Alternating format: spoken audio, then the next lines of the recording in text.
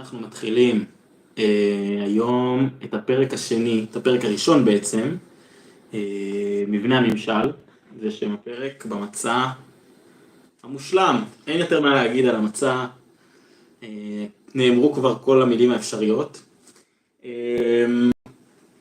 היום אני רוצה לפתוח את השידור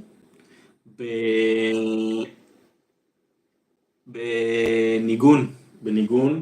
אני ככה לומד לאחרונה לנגן על גיטרה, ויש שיר שאני מאוד אוהב, ואנחנו נתחיל ישר אחר כך בקריאת המצע, בפרק מבנה הממשל. רוחות נושבות על הספינה שלנו ככה, אחד מושך לכאן, אחר לשם, חותרים בלי מטרה. בוא נכוון את זה נכון, נמשיך ביחד. אחרי הכל עוד מעט כבר יבשה.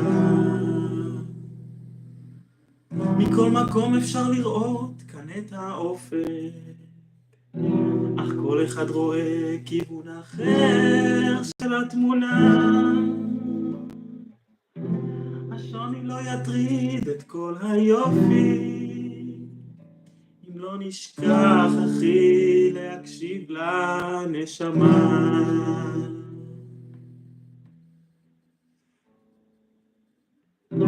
אז בוא נביט אל השמיים ונבקש ביחד את התשובה. מהעולם שלי, מהעולם שלך, נניף את דגל האהבה. כשהגל ישטוף את כל הפחד, אז נשאר זקים ונקיים מכל דעה קדומה. אחרי הכל זו הספינה שלנו יחד,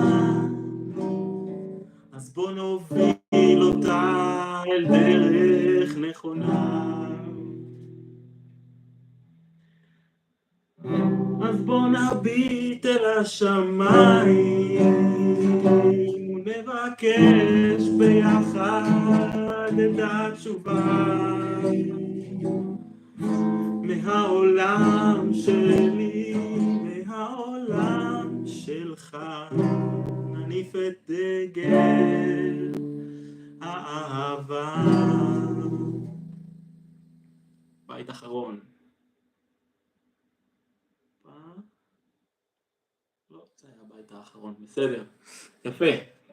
אז שיר שאני מאוד אוהב, של אודי דוידי, הוא כתב והלחין.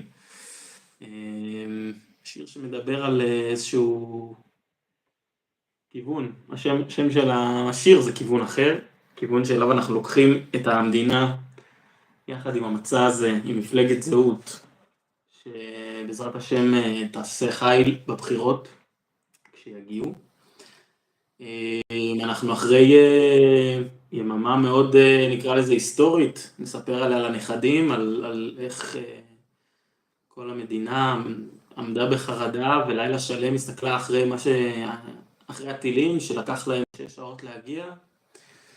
בעצם מאוד מרתק מה שמתרכך פה, מה שנרקם לנו פה במדינה. טוב, נתחיל. שבוע שעבר בעצם כמעט סיימנו את ההקדמה, נשאר לנו ממש עוד עמוד אחד, אנחנו בעמוד 43, מוזמנים לקחת את הספר. ספר להיות יהודי חופשי, מדינת ישראל הוראות הפעלה, אנחנו קוראים ממנו יחדיו.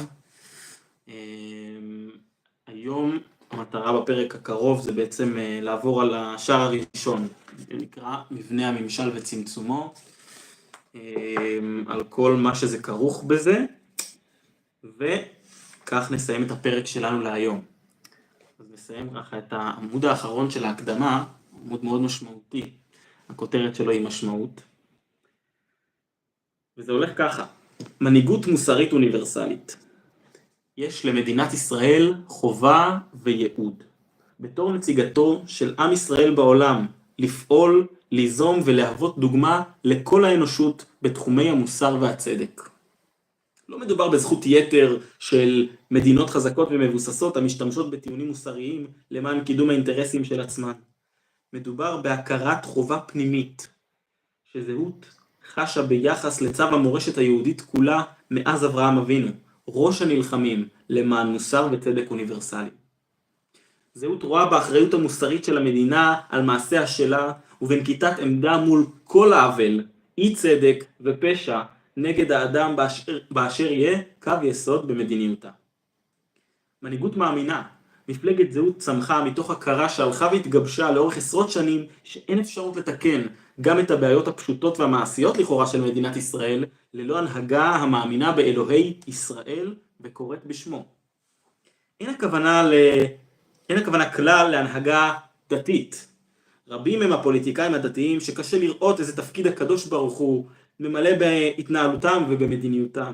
הכוונה היא להנהגה שהמצפן הערכי שלה אינו יחסי ועכשווי בלבד, אלא מבוסס על סך תולדות עם ישראל מראשיתו, והחלטותיה מכוונות קדימה אל נצח ישראל, ולא לטווח הפוליטי הקצר בלבד.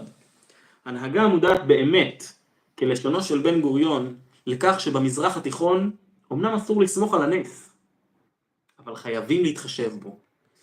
מדינת העם שנגע בנצח, בניגוד לכל כללי ההיסטוריה, מדינת העם שבישר את המונותאיזם, הביא לעולם את התנ"ך, ומתוך תרבותו צמחו הדתות והתרבות המערבית. אינה יכולה להתעלם מהיסוד האמוני שבתרבותה. זהות סבורה שראיית המציאות, המשאירה מקום לריבונו של עולם, הממליך מלכים ולא המלוכה, כפי שהיהדות מכירה אותו ואת דרכיו, היא ראיית המציאות הגיאופוליטית הישרה, הרלוונטית והנכונה. וההתעלמות המתמדת ממנו היא העומדת ביסודות הכישלונות המדיניים הרצופים והמשוועים של מדינת ישראל ב50 השנים האחרונות. יתרה מזאת, זהות מבינה כי האנושות כולה מייחלת ומצפה לבשורת שלום וחירות חדשה, שתופיע מתוך שיבת עם התנ"ך לארצו, ומתוך פיתוח תרבותם המתחדשת של בני הנביאים. יסוד האנטישמיות החדשה, זו הגלומה בהתנגדות לציונות ובכרסום הלגיטימיות לקיומה של מדינת ישראל, אינו העוול הנעשה כביכול לשכננו, אלא אכזבה מן הציפיות שתלו אומות התרבות, המבוססת התנ"ך בשיבת ציון החדשה. לא רק דמוקרטיה נוספת ציפה העולם לפגוש על פני הגלובוס, אלא קריאת כיוון מוסרית מצד העם ששחרר את החברה האנושית מן השעבוד הפגני ופתח בפניה את השער אל חירות האדם תחת כנפי הריבון האחד והיחיד. על יסוד הכרה זו, זהות חותרת להנהגת מדינת ישראל מתוך אמונה באלוהי ישראל המנהיג את העולם לטובה, ורואה בכך את יתרונה, כוחה וחיבורה למציאות כפי שהיא באמת. יפה. מרתק עד כה. כאן אנחנו בעצם מסיימים את ההקדמה ועוברים לשער הראשון, עוברים לתכלס. מה עושים בעצם במדינה? לאן לוקחים את המדינה? מה מנחה את המדינה? איזה קווי יסוד למדינה צריכים להפעיל את ההפעלה של המדינה?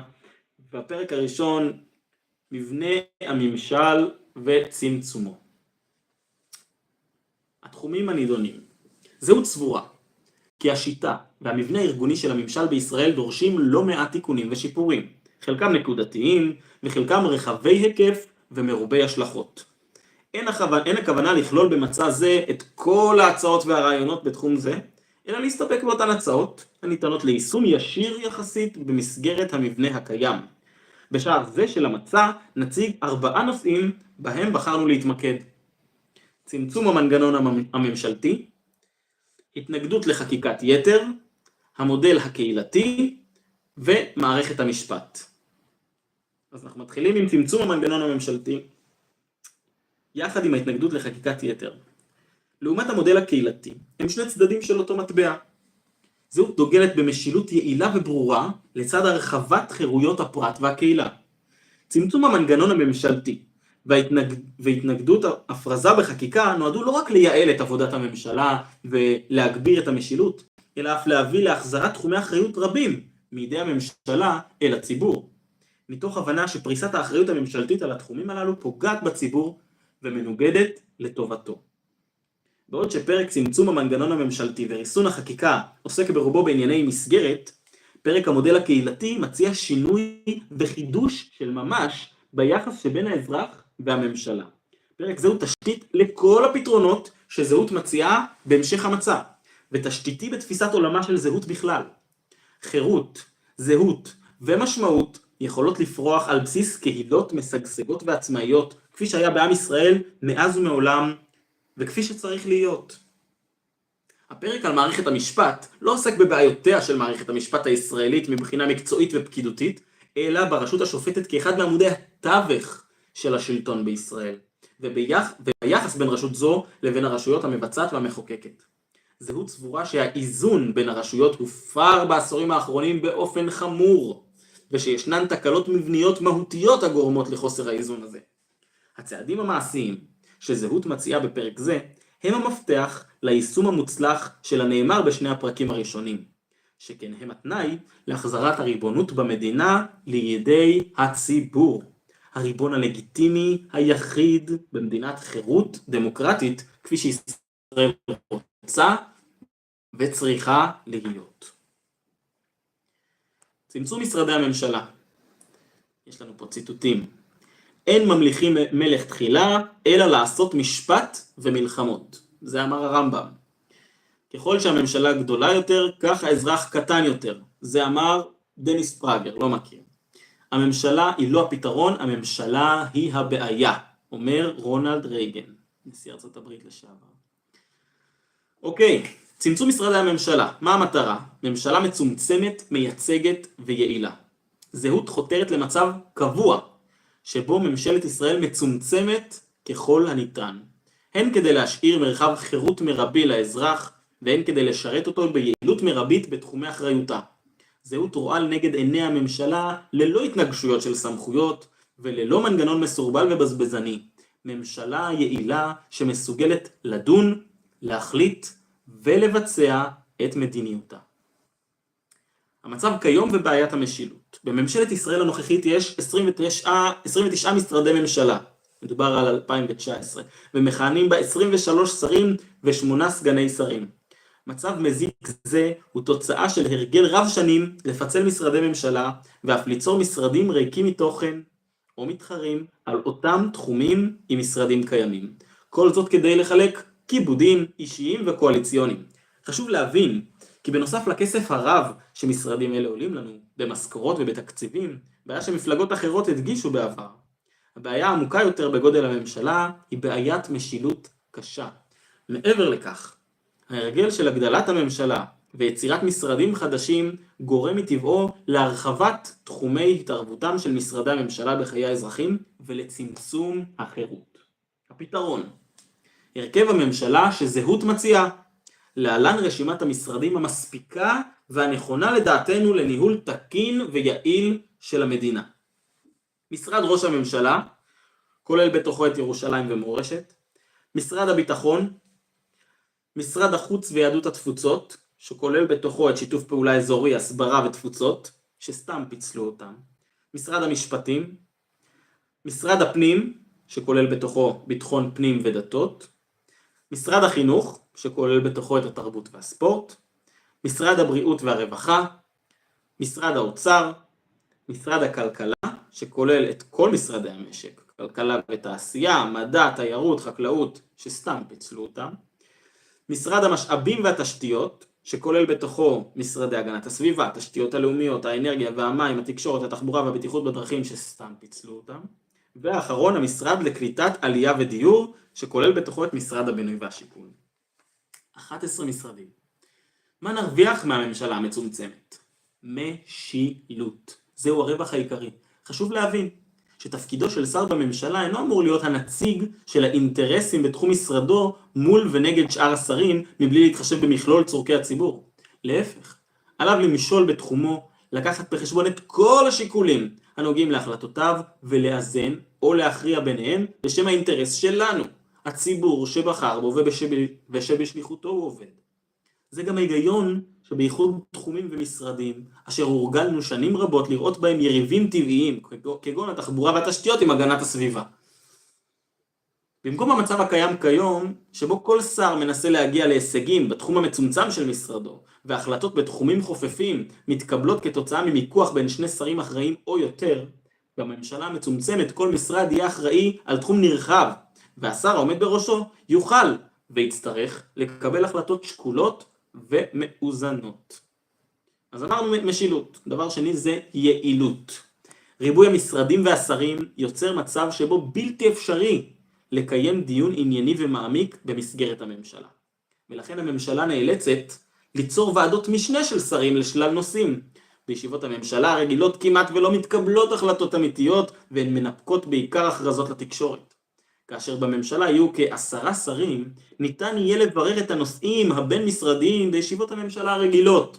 מיעוט המשתתפים יאפשר לכל השרים להשמיע את טיעוניהם, ולהציג את ההשפעה של הנושא העומד על הפרק על תחומי אחריותם, וכך הממשלה תוכל לקבל החלטות שקולות יותר, ביעילות רבה יותר. אז אמרנו משילות, אמרנו יעילות, חירות. ביטול המשרדים שאינם נחוצים כלל, הוא תנאי מרכזי להגברת חירות, ולצמיחת תרבות ותודעת חירות אזרחית בתחומים כמו משפחה, קהילה, תרבות וספורט. עם זאת, גם איחוד המשרדים המפוצלים תורם לחירות האזרחים. לשר שאחראי על משרד כזה יהיה קל יותר לראות היכן האינטרס של הציבור מחייב לתת לאזרח או לכלכלה לפעול באופן חופשי, מבלי שהממשלה תנסה לנהל אותו. כאשר לא ייווצרו משרדי ממשלה חדשים, לא יהיה הכרח ליצור עבורם תחומי אחריות חדשים ובלתי נחוצים, על כל הבירוקרטיה ופוטנציאל הנזק והשחיתות הכרוכים בכך. כמו כן, לשרים בממשלה מצומצמת תהיה די ויותר עבודה משמעותית, ויהיה להם פחות עניין בקבלת החלטות מיותרות, על מנת לייצר כותרות בלבד. אז אמרנו משילות, אמרנו יעילות, אמרנו חירות, ועברנו לכסף. כמובן, מעבר למשילות, היעילות והחירות, יחסך גם הרבה מאוד כסף לקופת המדינה, או עדיף אפילו, כסף שישאר בכיסם של האזרחים. החל במשכורות השרים, סגניהם, מנכ"ליהם ועוזריהם, דרך עלות בנייני משרדיהם והחזקתם, וכלה בעיקר, התקציבים של משרדים שאין בהם צורך. מחויבותה של זהות לשינוי.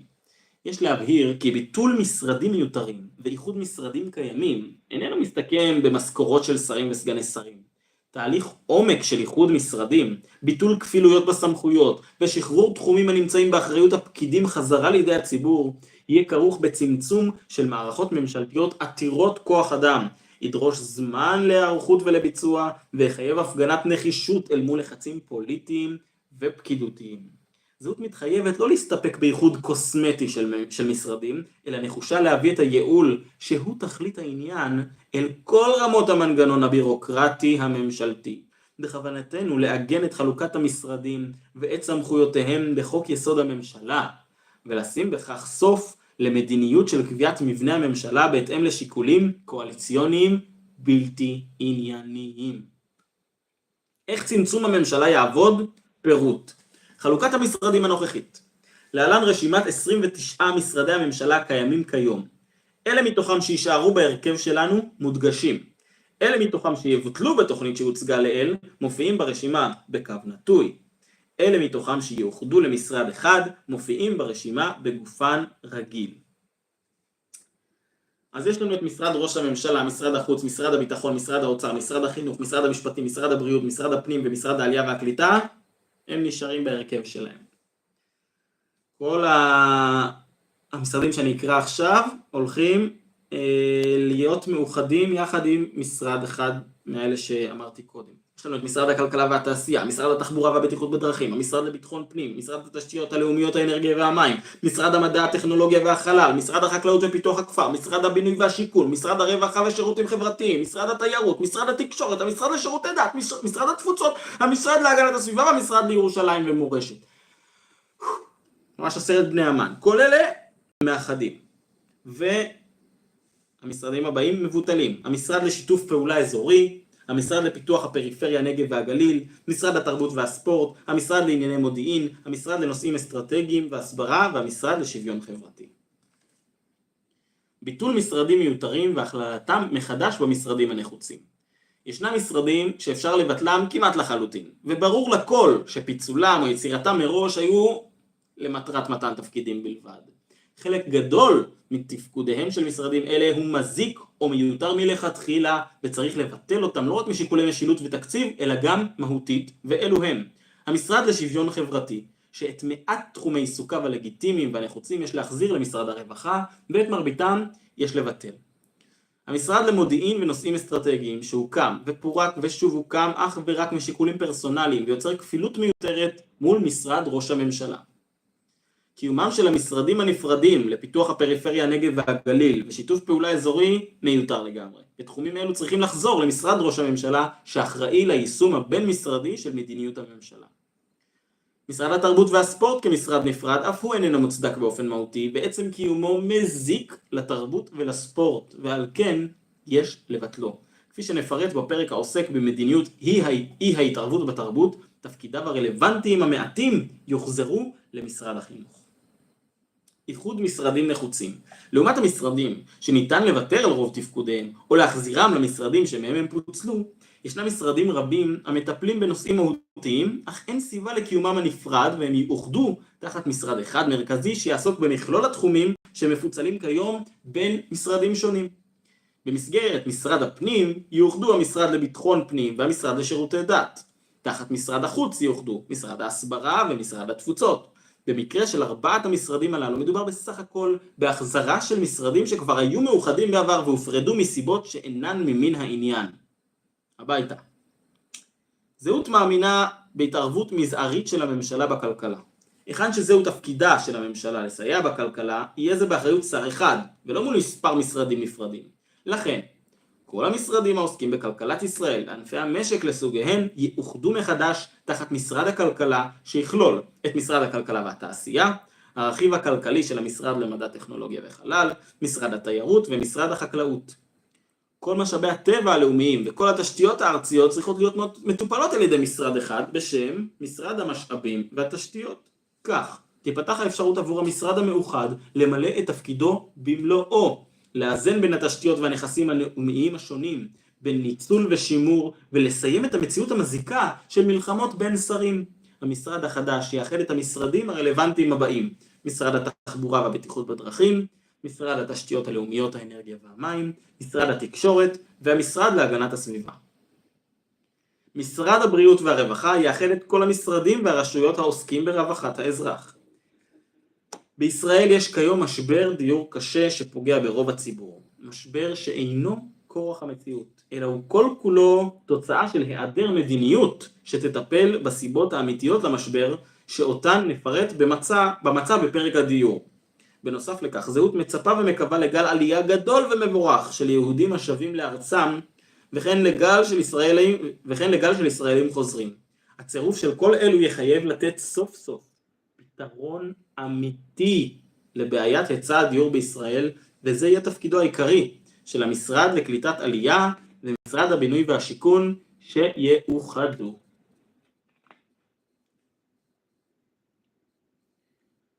התנגדות לחקיקת יתר. קיימת תפיסה לפיה יעילותם של חברי כנסת נמדדת לפי כמות החוקים שהם מעבירים. המחוקקים הפעילים ביותר נתפסים כמעורבים יותר, אכפתיים יותר, וכמי שדואגים באמת לציבור בוחריהם, תוך כדי שהם זוכים למחמאות בתקשורת ולתארים כגון אלופי החקיקה. אנו בזהות מחזיקים בתפיסה מנוגדת. אנו מאמינים שהמדינה צריכה למעט בהפעלת כוחה על האזרחים ככל האפשר, ולכן נחיצותו של כל חוק צריכה להיבחן בזהירות המרבית.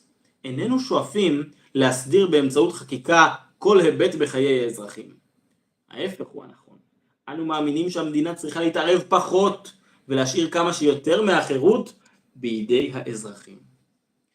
מלבד הפגיעה בחירות ובאיכות החיים של האזרחים, לחקיקת יתר ישנן השלכות חמורות נוספות. היא עלולה לתת יתרון לא הוגן לבעלי עניין ולמקורבים על חשבון מתחריהם ועל חשבון הציבור. היא עלולה לפגוע בכלכלה בדרכים שלעיתים קרובות אי אפשר לצפות מראש. היא אפילו עלולה ליצור תחומי פעולה חדשים עבור הפשע המאורגן. לכל זאת יש להוסיף את העלות הלא מבוטלת שביישום ואכיפת החוק החדש, עלות שמוטלת על ציבור משלמי המיסים. כפועל יוצא של התנגדותה לחקיקת יתר, זהות מתחייבת לשקול בכובד ראש כל הצעת חוק חדשה, ולהצביע נגד כל הצעת חוק שאין בה צורך ממשי. כמו כן, זהות תפעל לביטולם של חוקים מיותרים או מזיקים שכבר התקבלו. בנוסף, בכוונתנו לקדם את הדרישה שעלותה של כל הצעת חוק חדשה תוארך על ידי נציג משרד האוצר ותוצג בפני מליאת הכנסת בזמן הקריאה הראשונה. הלאה, עוברים למודל הקהילתי, מחזירים סמכויות לקהילות. מאז הקמת המדינה הלך ונעלם אחד המוסדות המפוארים ביותר שהקים העם היהודי, מוסד הקהילה. מנהיגי המדינה בשנותיה הראשונות, אשר החזיקו בתפיסות ריכוזיות, האמינו שאזרחי המדינה חייבים לאמץ תרבות משותפת וערכים משותפים, ולהפוך למעשה לקהילה אחת גדולה הפועלת למען מטרה משותפת. לא היה בתפיסתה מקום למה שעשוי לסכן את האחדות הזאת, כגון קהילות קטנות ומגוונות. תפיסה זו הובילה את השלטונות בארץ לנסות ולטשטש את הזהות הקהילתית ולכפות את אימוצה של הזהות הישראלית שיצרו בשם רעיון כור ההיתוך. אנו מאמינים כי הזהות הלאומית של עם ישראל צריכה לצמוח באופן טבעי מלמטה, מהפרטים המרכיבים את העם, ולא להיות מוכתבת מלמעלה על ידי השלטון. לקהילה שמור אם כן תפקיד מרכזי בעיצוב ובביטוי הזהות. כפי שחירויות הפרט הן הכלי באמצעותו יכול אדם לבטא את זהותו האישית, וכפי שהמדינה היא הכלי לביטוי הזהות הלאומית, כך הקהילה היא הכלי לביטוי זהותה של הסביבה הקרובה של אלו שבחרו לגור זה לצד זה ולחלוק מרחב ציבורי משותף. המודל הקהילתי מבוסס על השקפה זו. במסגרת המודל, הרשויות המקומיות יחולקו לקהילות קטנות והומוגניות, וחלק מסמכויות המדינה והרשויות המקומיות יבוזרו ויועברו לקהילות המקומיות האלה. זאת על מנת לחזק את הזהות הלאומית על ידי חיזוק הזהות הקהילתית, ובד בבד לאפשר להן לקבוע בעצמן את אופיו של המרחב הציבורי שלהן. כבוד הדדי במקום מאבקי חקיקה. המצב הנוכחי, בו השימוש במרחב הציבורי מוכרע על ידי המדינה, או אפילו על ידי הרשות המקומית, יוצר מתחים ואיבה בין הקהילות והציבורים השונים. ציבור שלא שואף לכפות את ערכיו על כל המרחב הציבורי באמצעות חקיקה, עלול לאבד לא רק את האפשרות להשפיע על אופייה של המדינה כולה, אלא גם את האפשרות לעצב את סביבתו הקרובה. מצב שגורם לכל הציבורים לשאוף לכפיית אמונותיהם הפרטיות. כך, קביעת אופיו של המרחב הציבורי הופכת למשחק סכום אפס, למאבק שבו כל התקדמות של ציבור אחד באה על חשבונו של ציבור אחר. נמצא שדווקא המדיניות שבאה לאחד היא זו שגורמת לפתרון. הפתרון של זהות הוא לתת לכל קהילה אפשרות לקבוע את אופיו של המרחב הציבורי בתחומה, ולצמצם את יכולתם של גורמים מחוץ לקהילה להשפיע עליה. מאבקי החקיקה ייפסקו, והסיבה העיקרית הגורמת להם, החשש לאובדן הזהות הקהילתית, כבר לא תהיה רלוונטית.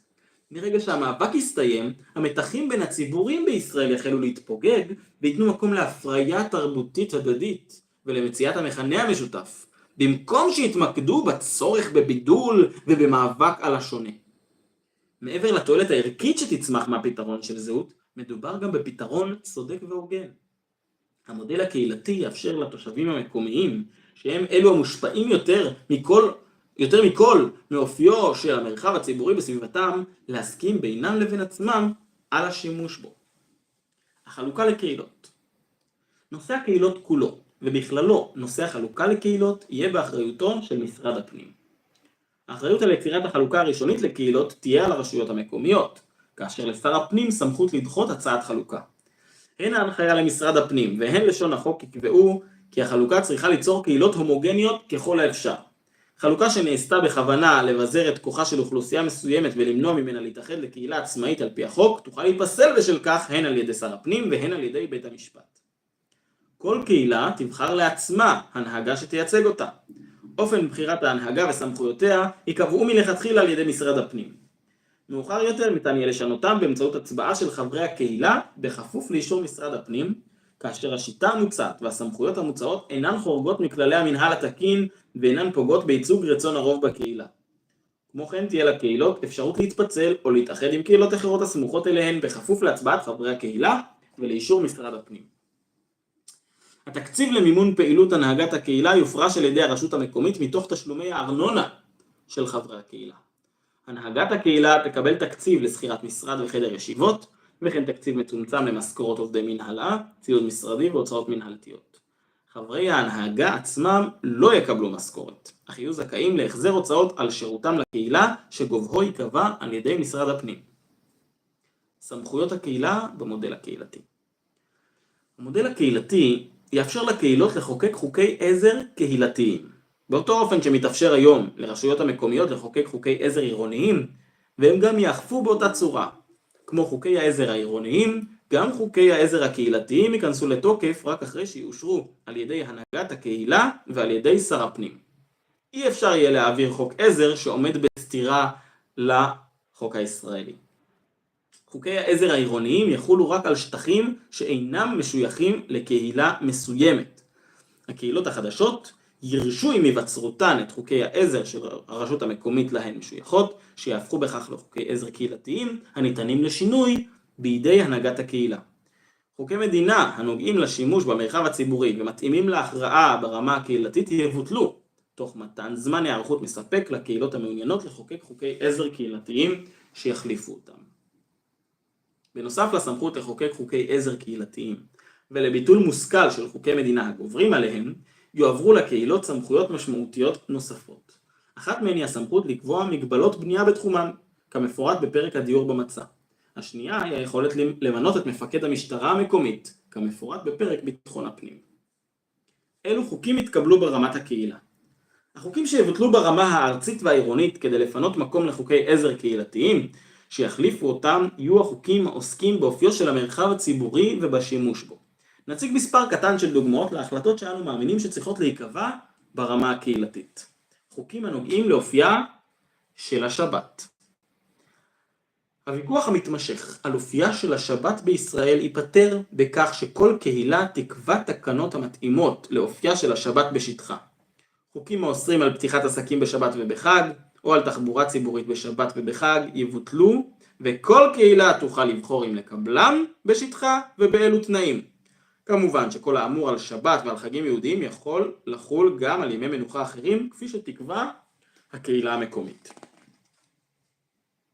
חוקי רעש. חוקים הנוגעים לרעש התקבלו ברמת הקהילה המקומית, שהיא זו המושפעת מרעש זה. אומנות ונוי, פעולות הקשורות בנוי במרחב הציבורי, כגון שתילת עצים מופרחים, כמו גם הצבה של פסלים ושל לוחיות זיכרון, ידרשו את הסכמת הקהילה. דוכנים, ירידים ומופעי רחוב. הקהילה תוכל לאשר, לאסור או לקבוע תנאים כגון זמן ומיקום מותרים להצבת דוכנים ולעריכת ירידים ומופעי רחוב בשטח הציבורי. כמובן שהחוקים האלו הם רק כמה דוגמאות לאופן מימוש סמכויות הקהילה. בכוונתנו לאפשר לסוגיות נוספות רבות הנוגעות למרחב הציבורי להיות מוכרעות במסגרת הקהילה המקומית. ואנחנו עוברים לפרק מערכת המשפט. מריבונות העם לשלטון החוק ובחזרה. הדמוקרטיה שווה ריבונות העם. דמוקרטיה היא שלטונו של העם. המאפיין הראשון של הדמוקרטיה הוא שהעם מושל, מבטא את בחירותיו, ערכיו ותרבותו באמצעות הנציגים הנבחרים על ידו. הדמוקרטיה מתאפיינת גם בעיקרון של הפרדת רשויות, שמשמעותו היא שהמדינה צריכה לשמור על הפרדה בין שלוש הרשויות הפועלות בתוכה.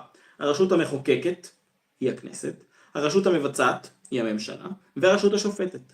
כל רשות אמונה על תחומה, ואינה רשאית להתערב בתחום חברתה.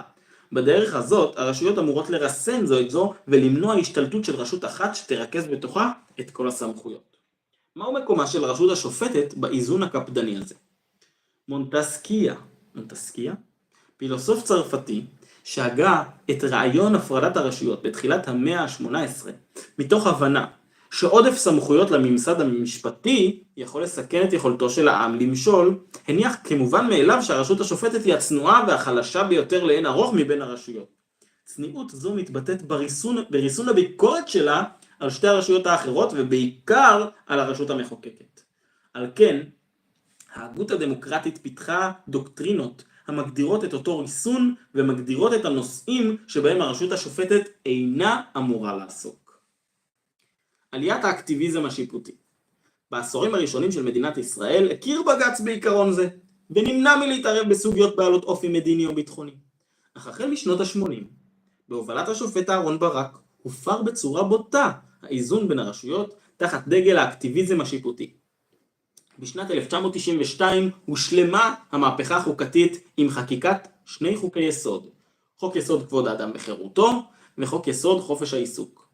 חוקים אלו למעשה נתנו לבית המשפט כר נרחב לפרשנות משפטית סובייקטיבית שמאפשרת לו התערבות גסה ברשויות האחרות.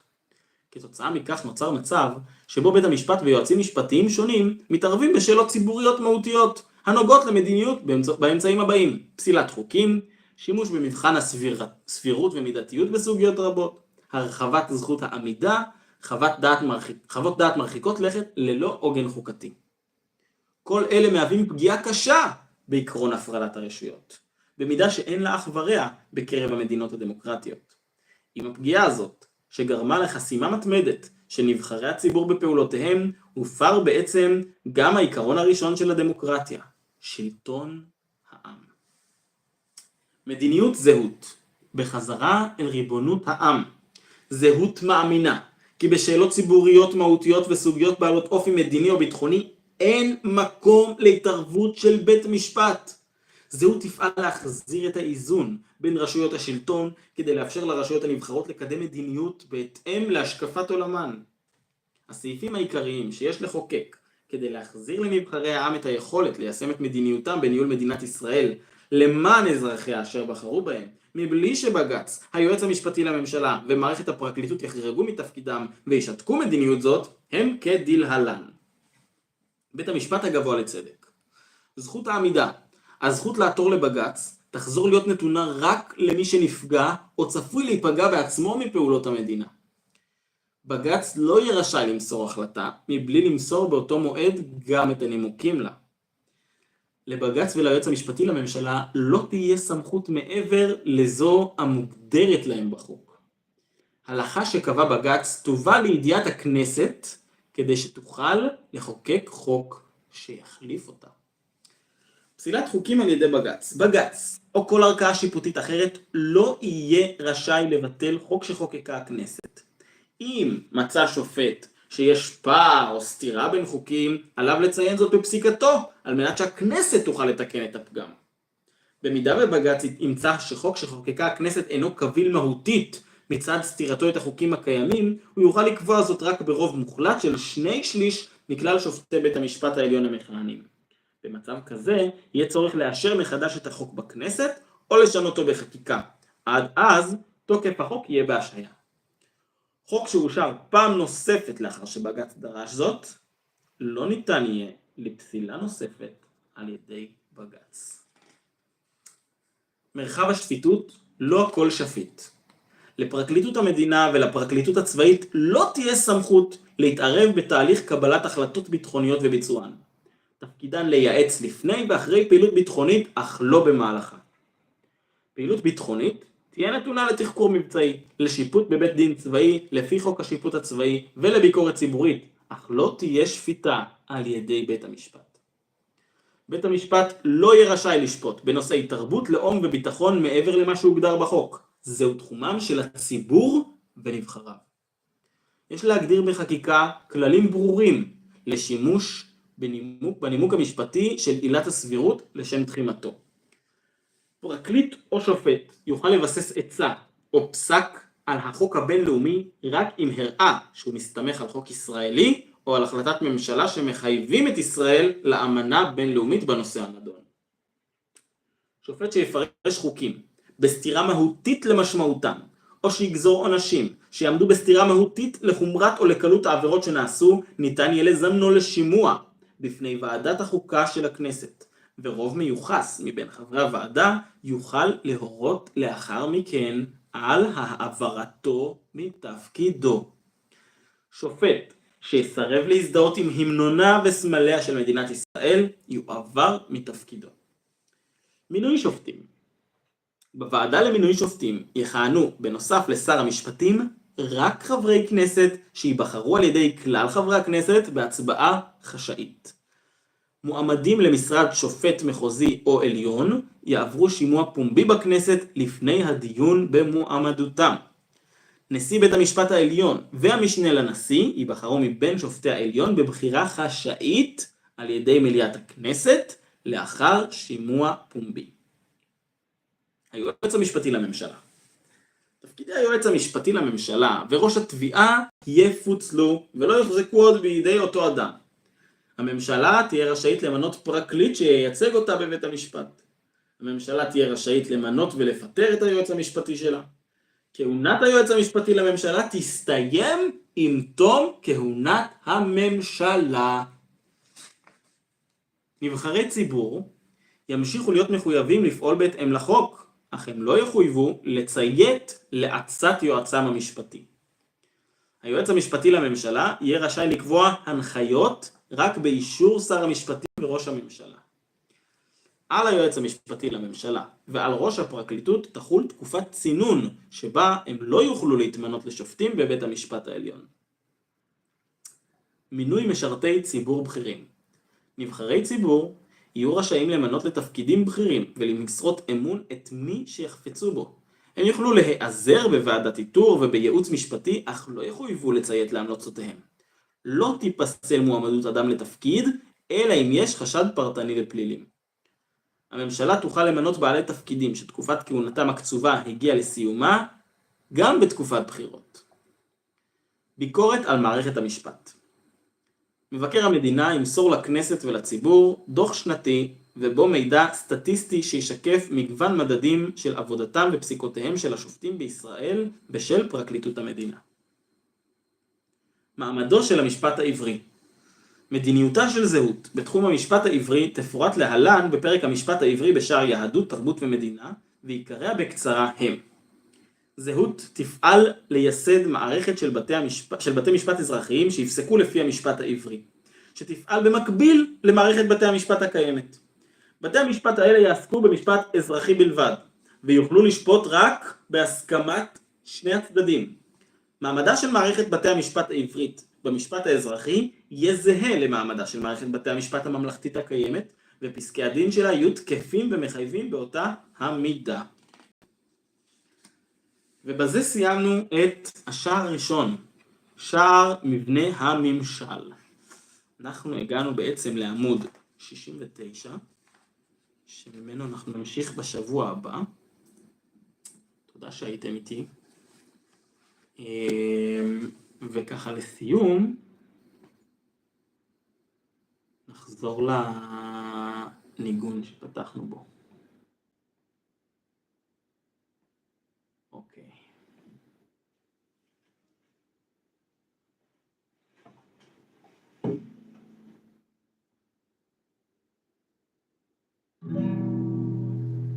רוחות נושבות על הספינה שלנו ככה, אחד מושך לכאן, אחר לשם, חותרים בלי מטרה. בוא נכוון את זה נכון, נמשיך ביחד. אחרי הכל עוד מעט כבר יבשה. מכל מקום אפשר לראות כאן את האופן, אך כל אחד רואה כיוון אחר של התמונה. השוני לא יטריד את כל היופי, אם לא נשכח אחרי להקשיב לנשמה. אז בוא נביט אל השמיים ונבקש ביחד את התשובה מהעולם שלי, מהעולם שלך. נניף את דגל האהבה. כשהגל ישטוף את כל הפחד, אז נשאר זקים ונקיים מכל דעה קדומה.